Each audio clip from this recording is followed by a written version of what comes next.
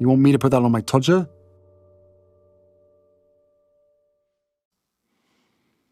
Harry's wife. Silence from the palace. I say, Charles. Yes, what is it, Camilla? I couldn't help but notice, as I was reaching for a soldier to dunk into my eggy wag, that something happened in New York the other evening. Does it involve those two fucking idiots? I'm rather afraid that it does. What is it this time? What has my dunder-headed son got himself involved in now? Well, it would appear that there was a near-catastrophic car chase.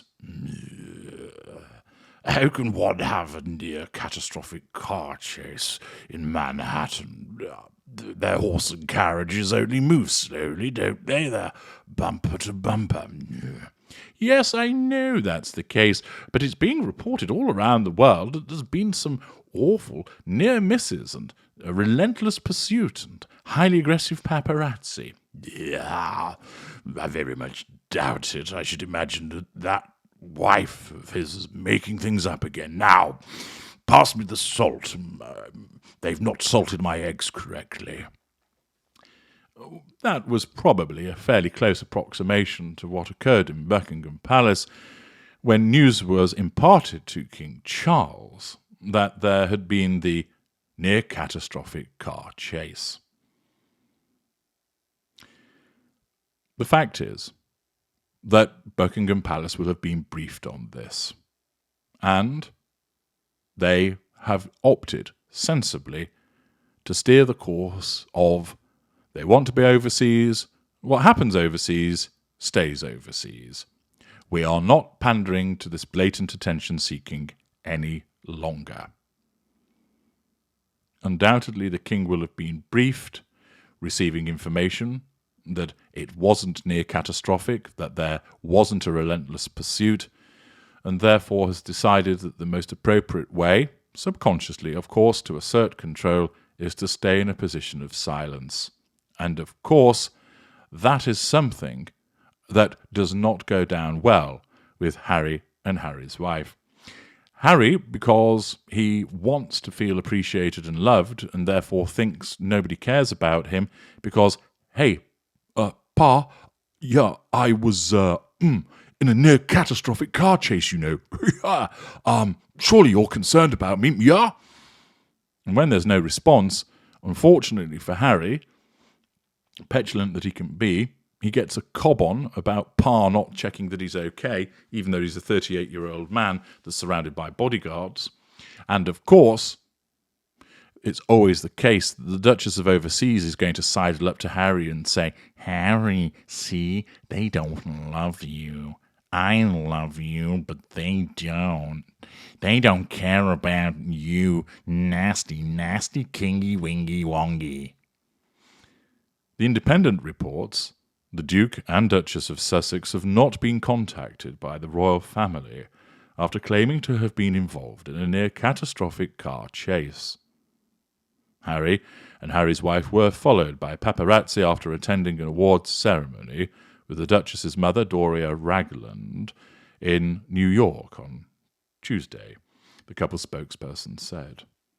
Despite claims the three of them were subjected to a relentless pursuit involving half a dozen blacked-out vehicles, the PA news agency reports no members of the royal family had reached out to the couple as of 10 p.m. on Wednesday.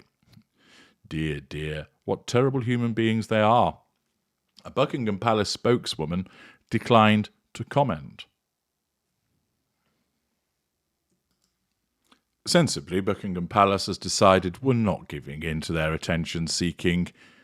We have been advised that's what it amounts to. Nobody's hurt. Nobody crashed. It's nothing like what happened to Diana. There's no need to get in contact with them and go, oh, are you both okay? Now, Harry's wife expected that Buckingham Palace ought to react, and because they didn't, her narcissism is offended by that. She's wounded.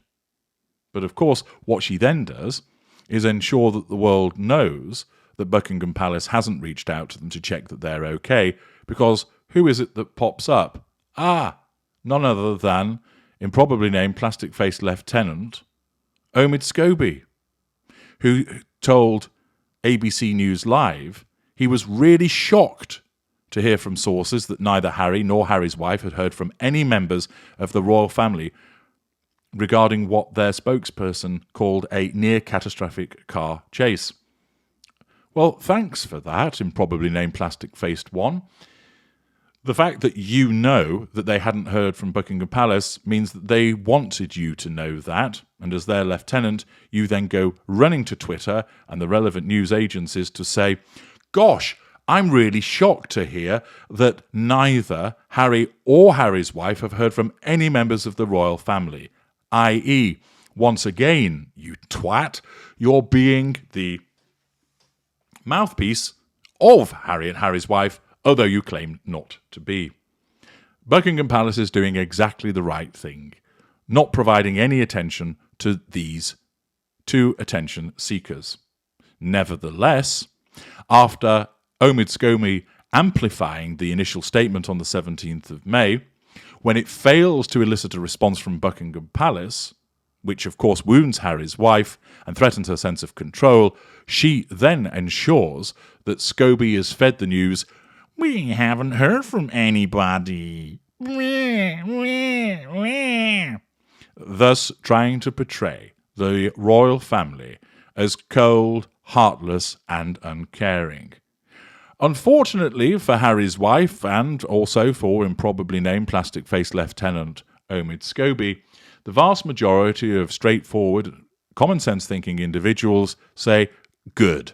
They shouldn't give in to your attention-seeking, and once again, we see you.